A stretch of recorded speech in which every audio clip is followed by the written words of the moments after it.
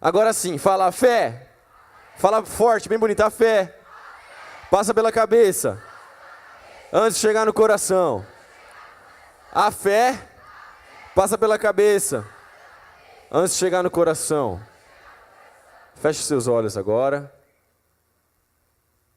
Esquece todo mundo agora. Agora é você e Jesus. Seus olhos fechados, abaixa sua cabeça. Dá uma respirada funda.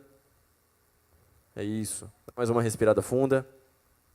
Acalma o seu coração para você ouvir aquilo que Deus tem para falar para você. Pai, obrigado pela tua presença, Pai. Obrigado por essa noite maravilhosa. Obrigado por aquilo que o Senhor tem feito e por aquilo que o Senhor vai fazer.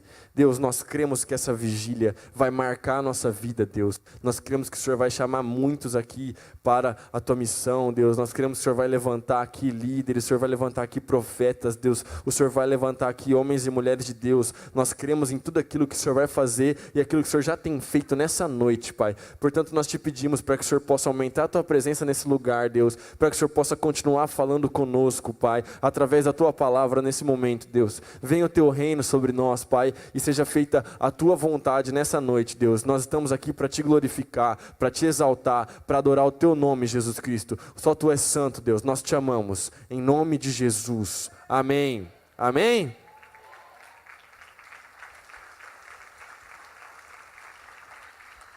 Quantos aqui já participaram alguma vez na sua vida de uma vigília? Só levanta a mão. Beleza, pode abaixar sua mão. Levanta a mão de novo para eu ver. Pode abaixar sua mão. Não dá nem metade da galera. Isso é bom, porque hoje você vai participar da sua primeira vigília, mas isso é bom, na verdade. Não tem ponto negativo, não, é só bom mesmo. O que é uma vigília? Porque o pessoal fala, ficar de vigília, eu vou ficar de vigília, é a galera do TG lá, cadê o Giovanni? É a galera do TG lá, que tem que ficar de guarda lá, de vigília a noite inteira, lá, segurando fuzil. E a gente fala, o que nós vamos fazer nessa vigília, mano?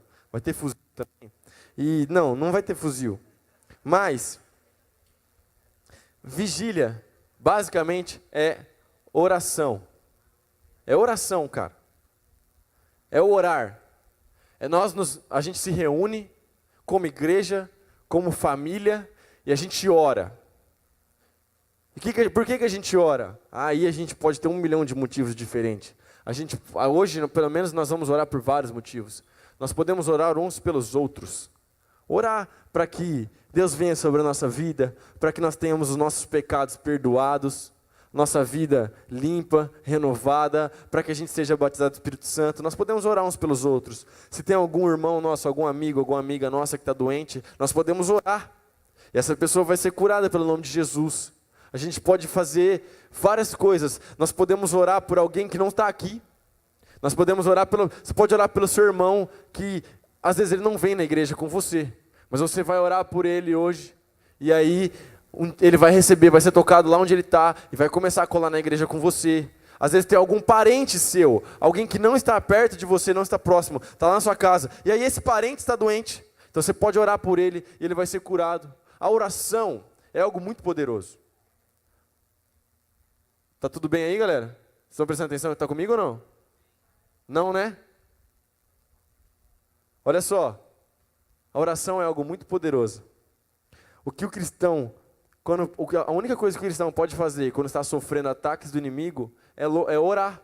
É levantar a sua voz e orar, porque é Deus que intervém, é Deus que vem por nós. É Deus que faz e age através da nossa vida. A oração é a nossa comunicação com Deus. É a forma que a gente tem de falar com Jesus, de falar com Deus, da gente se conectar com o Senhor, com o Criador de todas as coisas. Isso é oração. A oração é algo muito poderoso. Não é simplesmente a gente chega lá na hora do almoço, e aí a sua mãe não deixa você comer antes de orar, então você tem que fechar os seus olhos e falar, Deus, obrigado por esse alimento. Em nome de Jesus, amém. Isso é oração? Mas isso é muito raso, isso é muito superficial. Porque oração é algo muito mais profundo, é algo muito mais poderoso. Deixa eu te falar uma coisa, oração muda a sua vida. Tem alguém aqui que é discípulo de Jesus? Levanta a mão e faz um barulho aí. Massa, deixa eu te falar um negócio. não existe discípulo de Jesus que não ora. Não existe, não tem como. Para você ser discípulo de Jesus, automaticamente você tem que orar. Sabe por quê? Porque discípulo segue o mestre é Jesus. Se Jesus orava, então eu também tenho que orar. Se o mestre tinha vida de oração, eu também tenho que orar. Aí uma galera aí, né, do lado de fora, um pessoal aí, o que eles fazem? Eles pegam aquilo que o mestre ensinou, Pai nosso que estás no céu, santificado seja o vosso nome. Na verdade, você conhece o resto, não precisa falar, né? Mas aí, venha a nós o teu reino, seja feita a tua vontade, seja na terra como no céu. Beleza, você conhece, presta atenção. Aí pega esse negócio e fala assim, vamos orar. Então o que tem que fazer? Tem que pegar esse negócio que o mestre ensinou e ficar repetindo 20 vezes. Quanto mais a gente falar esse negócio, mais poder a gente tem. E a resposta é não. Sabe por quê? Porque o próprio mestre fala pra gente que nós não devemos usar de vãs repetições. A oração é algo muito poderoso, muito sério. E outra, se a gente fosse ficar só na oração repetida do Pai Nosso, como é que a gente ia fazer para orar pelos enfermos, para orar pelo nosso irmão que está doente? Porque lá não está escrito. Esses tempos atrás, o Israel enfrentou um câncer muito sério, e a igreja orou por ele, e o Israel foi curado. Agora, imagina, como é que a gente ia orar pelo Israel, se a gente só pudesse falar a palavra repetida? Não está escrito na Bíblia, Deus, abençoe Israel, tire esse câncer da vida dele, em nome de Jesus, amém. Mas eu vou te provar que a Bíblia nos manda orar pelos nossos irmãos, que a Bíblia nos manda orar dessa forma assim, que a gente entra na brecha pela vida da pessoa, se coloca no lugar da vida da pessoa e pede para que Deus entre e faça alguma coisa. E esse estilo de oração chama-se intercessão. Fala bem alto assim, intercessão. Aí você pode falar, tem os meninos da intercessão lá na igreja, né? Aí os meninos ficam assim, não é? Tem, mas intercessão não é bem assim, porque precisa de palavra para ter intercessão. Você precisa se fazer entendido, a intercessão é uma oração direcionada, você está orando por um motivo, por algo específico. Veja bem, eu estou te ensinando algo aqui que nós vamos praticar daqui 15 minutos, então você precisa prestar muita atenção. Você vai abrir a sua Bíblia rapidamente aí no livro de Atos, tá ligado? Atos capítulo 12, fechado? Atos capítulo 12.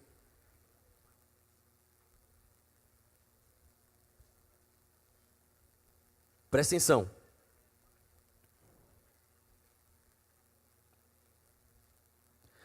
Deixa eu só te dar um contexto aqui do que está acontecendo. Olha para mim, antes da gente ler o versículo. Olha para mim. Tinha um rei chamado Herodes. Ele mandou matar o apóstolo Tiago. Tiago que andou com Jesus. Ele mandou matar o Tiago. E aí, porque ele mandou matar o Tiago, ele viu que os religiosos da época curtiram. Ele viu que os religiosos da época ficaram felizes com a morte de Tiago. Ele viu que aquilo agradava os judeus. Então o que ele decidiu fazer? Ele decidiu prender Pedro. Para quê? Para agradar os religiosos. Então, além de mandar matar Tiago, ele mandou prender Pedro e provavelmente ele iria matar Pedro também na espada, assim como ele matou Tiago. E olha só que interessante, porque Pedro está preso. E se você for no versículo 5, presta atenção. Se você for no versículo 5 do capítulo 12, enquanto Pedro estava no cárcere é prisão, cadeia, chilindró. Enquanto Pedro estava no cárcere, a igreja orava fervorosamente a Deus por ele. Veja bem, Pedro estava preso. A igreja não estava feliz que Pedro estava preso. Então, a igreja orava fervorosamente. Veja bem, oração fervorosa não é assim, Deus, em nome de Jesus, Pai, tira o Pedro da cadeia, Deus. O povo deve estar batendo nele lá agora. Tira o Pedro da cadeia. Não, isso não é uma oração fervorosa. Oração fervorosa era a igreja junto, ali os discípulos de Jesus, ali de mãos dadas, todo mundo junto, e eles estavam assim, Deus, em nome de Jesus, por favor, tira o Pedro dessa, opera um milagre. Faça algo, Deus, porque nós não podemos fazer nada, mas nós sabemos que o Senhor pode. Isso é oração fervorosa. Sabe por quê? Porque Pedro estava preso. E é uma situação que a igreja não podia fazer absolutamente nada. A igreja fazia o quê? Ia lá enfrentar os soldados romanos, ia morrer todo mundo. Porque naquela época não tinha essa parada de direitos humanos. Se os caras fossem lá na porta da cadeia para tentar soltar o Pedro, os soldados tinham espada, eles tinham lanças, eles estavam armados até os dentes, velho. Os caras estavam prontos para literalmente matar os invasores. Pedro estava preso e a probabilidade dele ser morto era muito grande, porque Herodes havia matado Tiago e o povo estava feliz. Então Herodes estava tipo assim, matei os caras agora, provavelmente eu seguro esse cara aqui por mais um tempo, e a hora que a galera estiver meio assim, eu pego, arranco a cabeça dele, mostro para todo mundo a cabeça dele, e pronto, eu tenho moral com os religiosos aqui, com essa galera aqui chata. E a igreja não podia fazer nada. Veja bem, porque isso se aplica diretamente, presta atenção, se aplica diretamente à minha vida e à sua vida. Porque existem várias situações que a gente fica de mãos atadas, velho. Que a gente não pode fazer nada. Que diante da situação, a gente vê aquela parada e a gente fala, meu Deus, o que é que nós vamos fazer? E aí, olha só, é por isso que o mundo vive depressão, é por isso que o mundo vive tristeza profunda, é por isso que o mundo vive sem sentido. Por quê? Porque o cristão sabe que pode olhar para Jesus e encontrar esperança. O discípulo de Jesus sabe que ele pode olhar para Deus e falar, Deus, me socorre. E ele sabe que Deus pode socorrer. Agora, e a pessoa sem Deus, ela vai fazer o quê?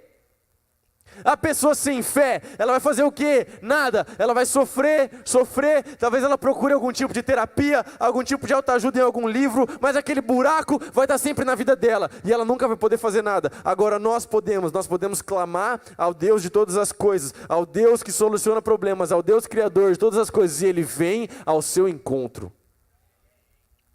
Olha só, o pastor desta igreja aqui, pastor Domingos Jardim, o meu pai, o pastor desta igreja, eu já contei isso aqui para vocês, no ano de 2002, eu tinha 9 anos de idade, o pastor desta igreja enfrentou um câncer, o Júnior já estava na igreja, ele lembra disso, o Júnior, meu amigão, está aqui, foi meu padrinho de casamento, eu amo ele, é o Estevão, e o Júnior lembra disso, o meu pai tinha um câncer, mais ou menos do tamanho de um ovo de galinha atrás do nariz. Ou seja, esse câncer, ele não era operável, não dava para fazer cirurgia, porque se fosse tentar remover esse câncer com uma cirurgia, ia deformar o rosto do meu pai para sempre. Talvez ele até perdesse a fala, talvez ele até ficasse sem queixo. Ah, Davi, você está exagerando. Não estou. Eu trabalhei no banco junto com o Júnior, a gente atendia uma senhorinha que não tinha queixo. Ela usava um paninho assim para cobrir, porque ela fez uma cirurgia dessa. E ela literalmente ficou sem o maxilar. Em 2002, o meu pai enfrentou essa situação. Meu pai enfrentou esse câncer. Diante de um câncer, a nossa família, a nossa casa, a nossa igreja, olha para isso e a gente fala o quê? Nós não podemos fazer absolutamente nada, a não ser orar. Nós não podemos agir. A gente não é médico, especialista, a gente não é formado em medicina, e mesmo aqueles que são especialistas olhavam e falavam assim, pastor, o negócio está feio. E a gente olhava para a situação e fazia o quê? Nada. Uma galera começou a espalhar um monte de coisa na cidade. Na época tinha uma rádio gospel, entre aspas, na cidade. E alguém falou na rádio gospel que tinham feito macumba para o meu pai. E que é por isso que o meu pai estava com câncer. Outras pessoas, na época, envolvidas na política, vendo o que estava acontecendo, porque o meu pai começou a fazer quimioterapia, depois ele fez radioterapia. E aí, ele perdeu os cabelos, ele perdeu a barba, ele perdeu a sobrancelha, não tinha nenhum cabelo, nada, absolutamente nada. E aí, essas pessoas envolvidas na política falaram assim, olha, esse pastor é um cara gente boa, é um cara de Deus, faz algo relevante na cidade, vamos fazer algo por ele aí, porque eu acho que ele não vai durar muito tempo. E aí eles chegaram lá, na minha casa, na época, esse grupo de políticos, E eles ofereceram para o meu pai, falaram: olha só, pastor Domingos, nós queremos oferecer um título honorável para o Senhor. Nós queremos te oferecer o título honorável de cidadão mariliense. Você vai receber um título bem bonito, vai ter uma cerimônia, a gente te entrega o título, você pendura num quadro, fica bem bonito. Aí o meu pai olhou para aqueles caras e falou assim: então, sabe esse negócio aí do título? Não, eu estou feliz de vocês vierem aqui na minha casa, tomar um café, obrigado pela visita, mas sabe esse negócio aí do título de cidadão mariliense e tal, essa cerimônia aí, esse negócio de entregar o título e tal? Então, eu não quero não, muito obrigado, porque o último título e o único que eu quero é de pastor e pregador da palavra de Deus e mais nada. Aqueles caras ficaram meio assim, foram embora da minha casa, e meu pai, óbvio, não recebeu o título, porque meu pai nunca teve a intenção de chamar a atenção para ele e de brilhar, a não ser que Jesus Cristo brilhe através da vida dele. E a gente orou, a gente continuou orando, e orando, e orando, e a igreja se moveu em oração, a igreja se uniu em oração, e mais ou menos uns 10 meses depois, o meu pai foi completamente curado do câncer.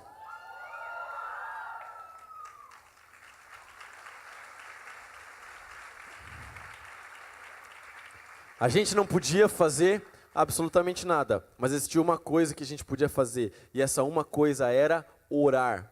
Orar a Deus, clamar a Jesus Cristo. Continua lendo sua Bíblia agora no versículo 6. Na noite, antes de Pedro ser levado a julgamento, ele dormia, preso com 2 correntes entre 2 soldados, e outros montavam guarda na porta da prisão.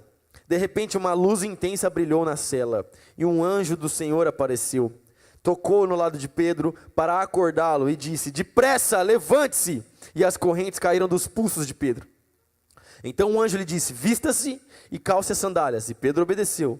Agora vista a capa e siga-me, ordenou o anjo. Pedro deixou a cela, seguindo o anjo. O tempo todo, porém, pensava que era uma visão, sem entender o que era real, o que ocorria.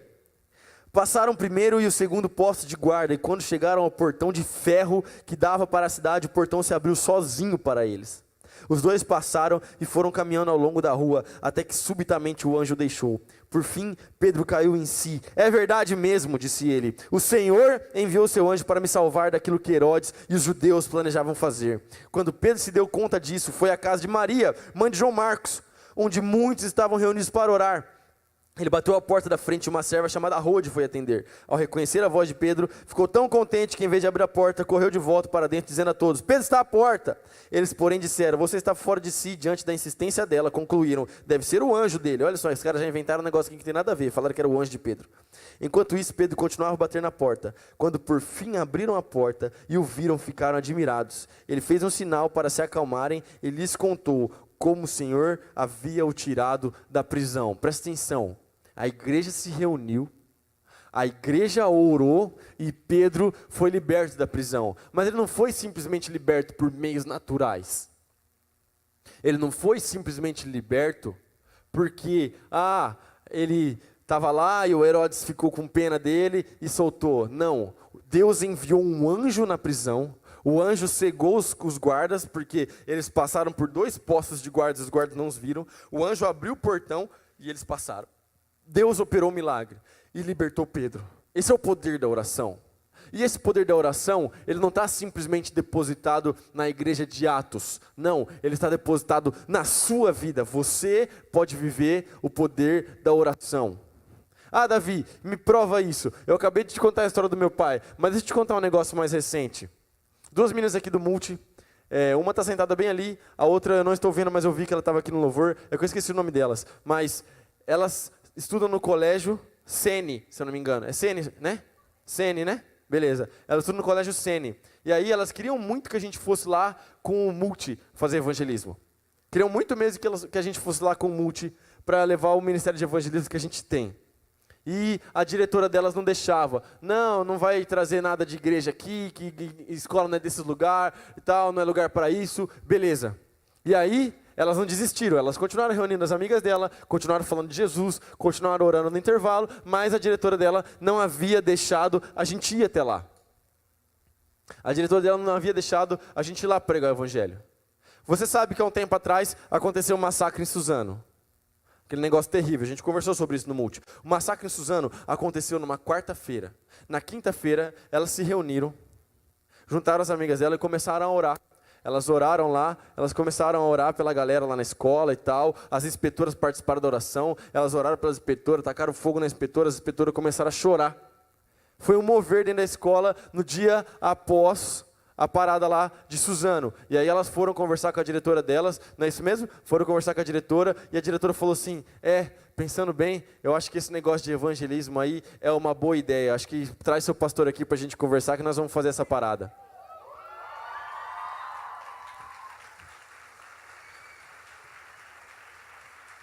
Deixa eu te falar um negócio. Isso aconteceu porque a gente é bonzão? Não. Aconteceu porque a gente é massa e a gente conseguiu? Não. Aconteceu porque elas oraram e Deus abriu a porta. O poder da oração. Crente, que é crente de verdade, o cristão ora o tempo todo, ele ora sem cessar. A oração te conecta com Deus. A oração é o seu acesso a Deus. Veja bem, lá atrás, no Velho Testamento, precisava de alguém para fazer isso por nós. Tinha que ir o cara lá no templo, e aí o sacerdote pegava a oferta das pessoas, e era o sacerdote que intercedia pelo povo diante de Deus. Agora nós não precisamos mais disso, porque nós fomos feitos sacerdotes, e agora você tem a mesma unção, e o mesmo Espírito que habitava em Jesus Cristo, ele habita em você. E a minha pergunta é, então, se a gente tem essa consciência, por que é que a gente não ora? Por que é que a gente não tem vida de oração? Eu vivo falando aqui, eu gosto do YouTube, eu gosto dessas coisas, é massa. Tem um monte de cara legal, que faz um monte de vídeo bacana. Mas sabe, eu vejo os caras falando muito sobre, você pode ser uma pessoa empoderada. Olha, você, dons de governo, né? Olha, você pode receber isso, pode receber aquilo, massa. Mas eu não vejo muito essa galera falando sobre oração. Oração. A oração te transforma, a oração te aproxima de Deus. A oração te leva para perto de Jesus. A oração faz com que Jesus cada vez mais tire o seu pecado, você viva o processo de santificação e que você cada vez mais se torne parecido com Jesus. Tem alguém aqui que quer ser parecido com Jesus, mano? A gente fala, mano, você pode mudar a sua escola, você pode ganhar as pessoas da sua sala, é massa, e você tem que pregar o evangelho, mas sabe o que vai fazer diferença antes de você ir lá na sua escola impactar? Na sua casa você orar pelos seus amigos. Na sua casa, lá no seu quarto, você fecha a sua porta, bota um louvor, abre sua Bíblia, leia sua Bíblia, comece a orar e comece a falar, Deus, abençoa o meu irmão, abençoa o meu amigo. Quantos aqui já oraram pelos seus amigos, pelo amigo da sua sala hoje? Hoje?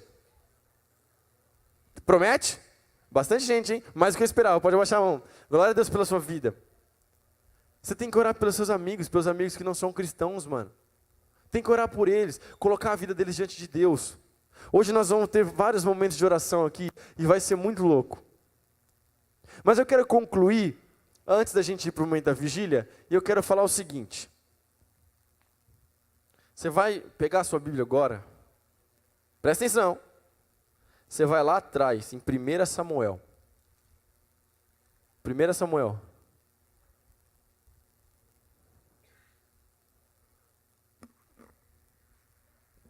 Vai em 1 Samuel e vai.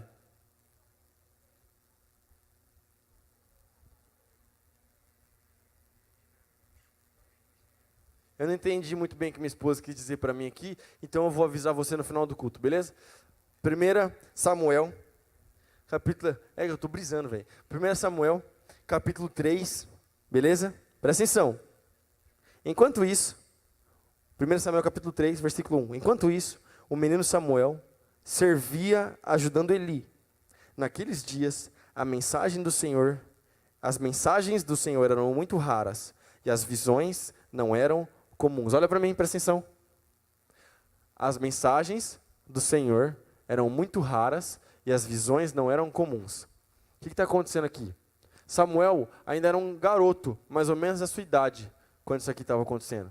Um cara mais ou menos de uns 12, 13 anos. A Bíblia não especifica a idade que ele tinha, mas a gente, pela tradição judaica, pelo serviço que ele prestava no templo, a gente chuta uma idade entre 12 e 13 anos de Samuel aqui. Quem tem 12 e 13 anos aí, presta atenção.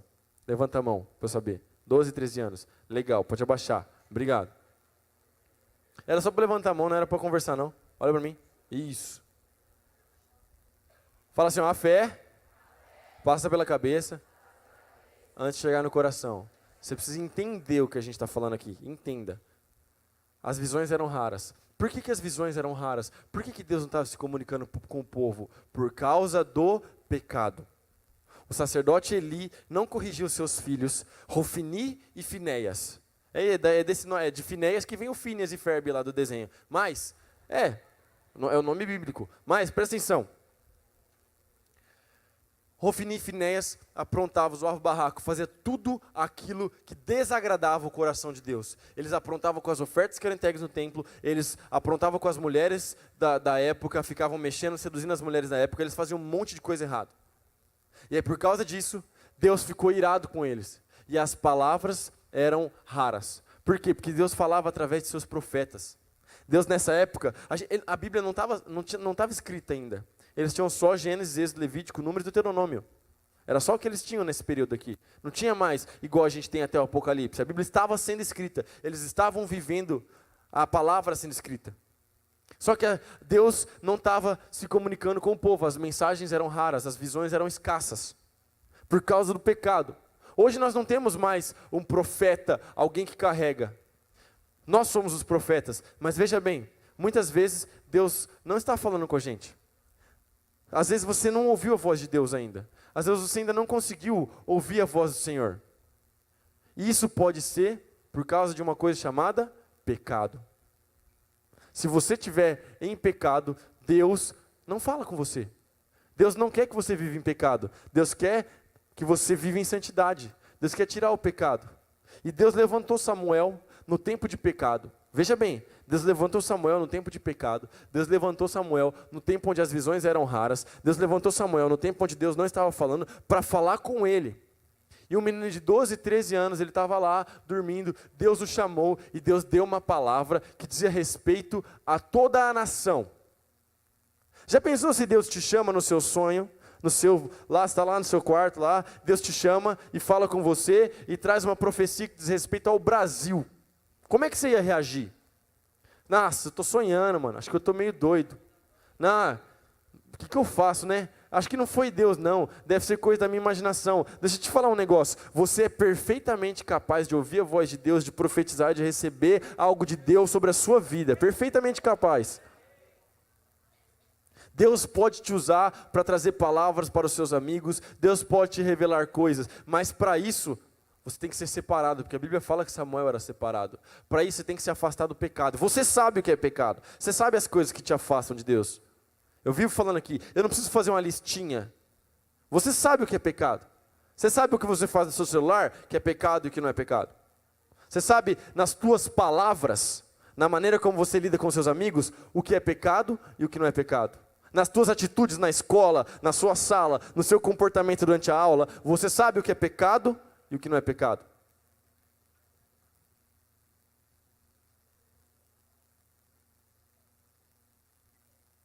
Tudo bem aí, gente? Uma salva de palmas para a galera desse canto aqui. Provavelmente, eles devem estar falando algo que é muito mais importante do que eu estou pregando. Então nós vamos fazer um combinado que é o seguinte. Caso aconteça de novo, eu vou lá, vou levar o microfone para a gente descobrir o que é tão importante assim, que é mais importante daquilo que a gente está pregando na palavra de Deus. Vamos fechar esse combinado aqui, todo mundo então? Obrigado. Mais uma vez, a salva de palmas para a galera aqui desse canto aqui. Muito bom. Fantástico. Excelente.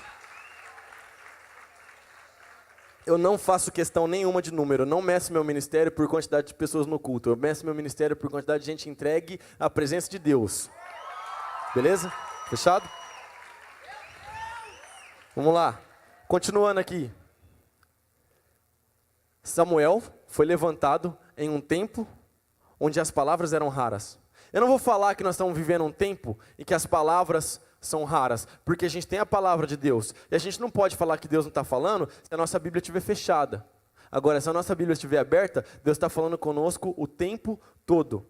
Mas eu vou falar que talvez, em algum momento, nós aqui, como igreja, a gente dá uma vacilada, dá uma ramelada, a gente se afasta de Deus, e de repente a gente para de ouvir a voz de Deus. Samuel foi levantado nesse tempo e foi usado como profeta. Veja bem, o profeta revelava quem Deus é. O profeta falava a palavra de Deus e mostrava quem Deus é. E o ministério profético, hoje, ele está derramado sobre a sua vida. E você tem a missão, assim como Samuel, de mostrar para o mundo, de mostrar para as pessoas que você conhece quem Deus é, quem Jesus é. O mundo não conhece Jesus, mas você conhece. Então está na hora do mundo conhecer a Deus através da sua vida. Através da sua vida. Mas para você conhecer a Deus, só tem dois caminhos. Um, palavra de Deus, Bíblia. E dois, oração. Tem que orar e tem que ler a Bíblia, brother. Tem que orar e tem que ler a Bíblia. Porque não tem como a gente chegar a uma conclusão sobre quem Deus é, simplesmente imaginando. Para você chegar a uma conclusão sobre quem Deus é, você precisa conhecer aquilo que Ele mesmo deixou revelado para você, que está na Bíblia. Então você precisa ler a sua Bíblia e orar, meditar na palavra de Deus. E aí Deus vai te usar, assim como Deus usou Samuel, para que as pessoas saibam quem é o Deus verdadeiro, para que as pessoas saibam quem Jesus é. Olha só o versículo 19. À medida que Samuel crescia, o Senhor estava com ele, e todas as suas palavras se cumpriam. Todo Israel, desde Dan ao norte, até Berseba ao sul, sabia que Samuel havia sido confirmado como profeta do Senhor. O Senhor continuou a aparecer em Siló e a transmitir mensagens a Samuel ali. E eu quero concluir o seguinte: Samuel era tão usado por Deus, mas tão usado por Deus, que todo mundo, o país inteiro, sabia que ele era uma pessoa de Deus, que ele era um profeta, que ele era alguém que falava as coisas que vinham de Deus. Samuel era famoso, Samuel era conhecido pelas palavras que Deus dava a ele. Pensa, não precisa responder, mas pensa, como você está sendo conhecido lá na sua sala com seus amigos hoje? É como alguém, como um profeta do Senhor? Como alguém que levanta a bandeira de Jesus Cristo? Como alguém que vive a palavra de Deus? Se não é assim, não tem problema, porque essa chave vai virar hoje. E hoje você vai sair daqui cheio do Espírito Santo. Veja bem, Deus quer usar você, mano. Deus quer usar a sua vida. Deus quer usar as suas mãos. Deus quer usar as tuas palavras. Deus quer usar a tua mente. Deus quer te usar. A Bíblia fala: ide e fazei discípulos. Você é chamado para fazer discípulos. Discípulos de Jesus, não nosso. Os discípulos são dele. Você é chamado para fazer discípulos para ele, para trazer mais seguidores para ele, para que as pessoas possam olhar para ele. Fica de pé no seu lugar que a gente está concluindo.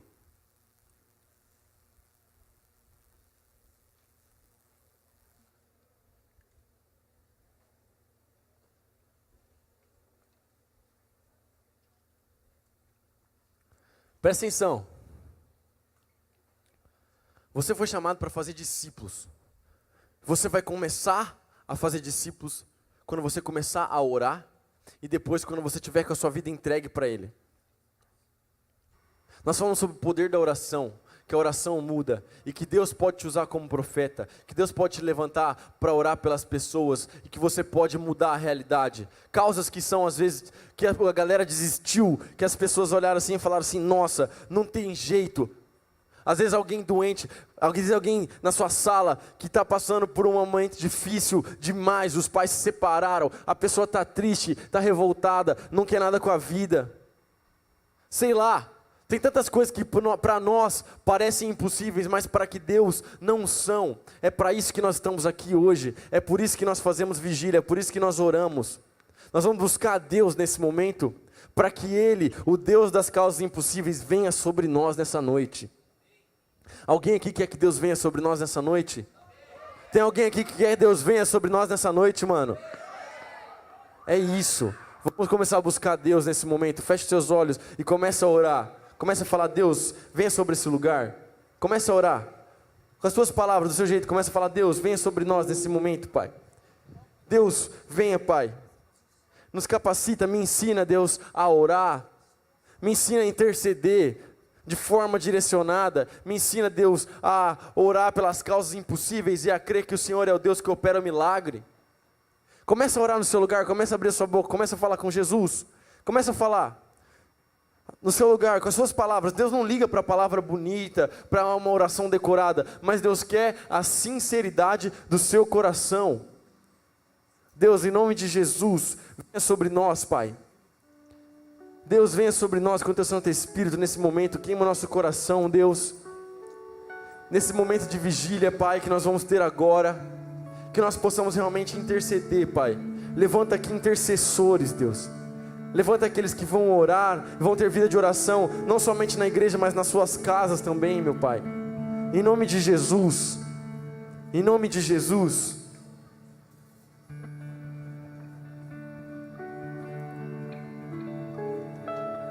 Pai, em nome do Senhor Jesus, papai, nós colocamos todos esses jovens, Pai, esses adolescentes que estão aqui, Pai.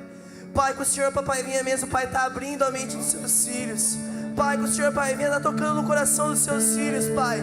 Pai, que qualquer tipo de barreira, Pai, que está impedindo eles, Pai, de estarem vivendo o sobrenatural do Senhor, papai. Pai, que o Senhor, Pai, venha estar rompendo agora, Pai.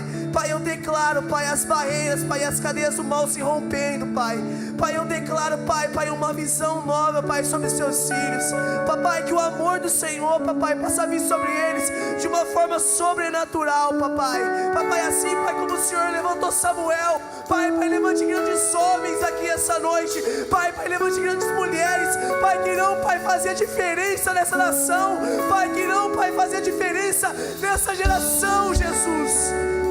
Venha, Espírito Santo. Nós clamamos pelo Teu santo nome, Pai. Pai, nós clamamos mais do que tudo, Pai, pela Tua presença, Deus. O Senhor é mais do que bem-vindo aqui nesse local, nos nossos corações, Senhor. Venha em nós, sopra o Teu Espírito, Deus. Venha, Espírito Santo. Que todos aqueles, Pai, que estão precisando de uma cura, Pai, que todos aqueles, Pai, que estão ministrando, Pai, precisando não só de uma cura física, Pai, mas espiritual, Pai, venha sobre eles, Espírito Santo. Rompe as barreiras agora, rompe as barreiras.